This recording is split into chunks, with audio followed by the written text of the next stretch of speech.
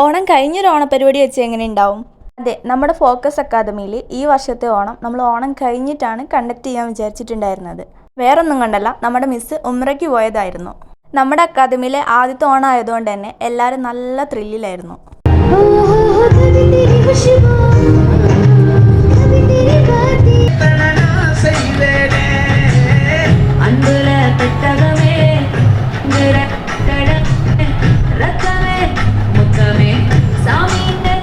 അങ്ങനെ പിന്നെ പാട്ടായി, ഡാൻസായി, വീഡിയോ എടുക്കലായി. പിന്നെ 1 മണിയായപ്പോൾ നമ്മൾ ഫുഡ് കഴിക്കാനുള്ള പ്ലാനിങ്ങിലായി. ഓണം കഴിഞ്ഞെങ്കിലും എല്ലാവരെയും കൂടി ഇരുന്ന് എല്ലാ വിഭവങ്ങളും അടങ്ങിയ സദ്യ കഴിച്ചപ്പോൾ ഓണം കഴിഞ്ഞെന്നുള്ളൊരു ഫീലിംഗ് ഞമ്മക്ക് വന്നില്ല. സദ്യയിലാണെങ്കിലും അല്ലാതാണെങ്കിലും എനിക്ക് ഏറ്റവും ഇഷ്ടപ്പെട്ട ഒരു സാധനമാണ് പുളിയിഞ്ചി. നിങ്ങൾക്ക് എന്താന്ന് കമന്റ് ഇടണേ.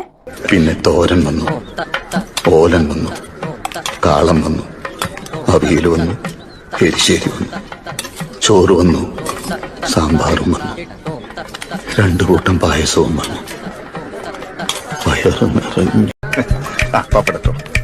ഫുഡ് കഴിക്കാൻ നമ്മൾ മാത്രമായിരുന്നില്ല ഉണ്ടായിരുന്നത്. നമ്മൾ പരിപാടി വെച്ചത് കുന്നമംഗലം മെഡിമാൾ വെച്ചിട്ടായിരുന്നു. അതുകൊണ്ട് തന്നെ അവിടുത്തെ എല്ലാ സ്റ്റാഫുകളെയും നമ്മൾ ഈ പരിപാടിക്ക് ക്ഷണിച്ചിട്ടുണ്ടായിരുന്നു. കുറച്ച് കഴിഞ്ഞപ്പോൾ തന്നെ നമ്മൾ പരിപാടി സ്റ്റാർട്ട് ചെയ്തു. പിന്നെ കസേരകളിയായി, സുന്ദരിക്ക് പൊട്ടുകടലായി.